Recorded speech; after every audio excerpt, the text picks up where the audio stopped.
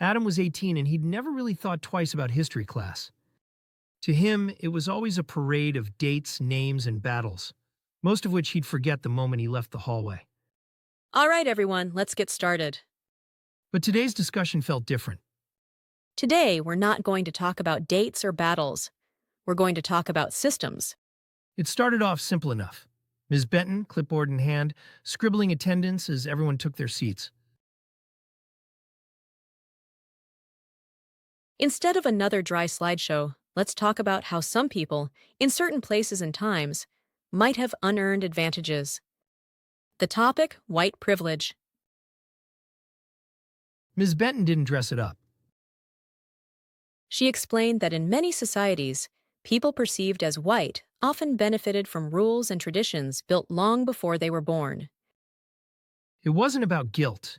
It wasn't blaming anyone for things they couldn't control.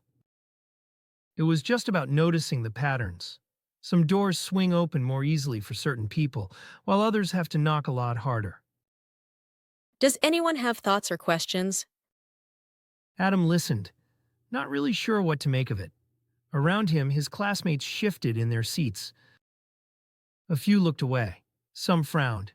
Emma quietly nodded along, clearly already familiar with the concept.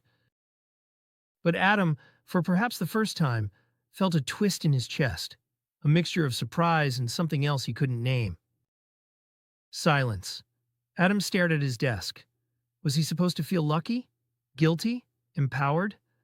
The room felt heavy, filled with things unsaid, history weighing down the air. Finally, the silence cracked. Adam lifted his head. He grinned, maybe a little too wide. So, you're saying I get to celebrate? His voice rang with something half joking, half genuine, cutting through the tension. People glanced toward him. Some rolled eyes, some stifled laughs. Ms. Benton raised an eyebrow, meeting his gaze. It isn't really about celebrating.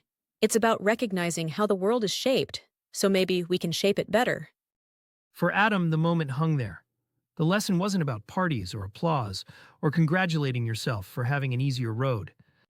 It was about seeing the map for what it is and maybe, just maybe, figuring out how to help everyone find their way. By the bell, the mood in class had shifted. No one had all the answers, but the questions lingered, in whispers and silent thoughts, in the way everyone gathered their books a little more quietly than usual. Adam walked out of class, not sure if he felt proud or awkward or just more aware. But history, at least for that day, didn't feel so forgettable after all.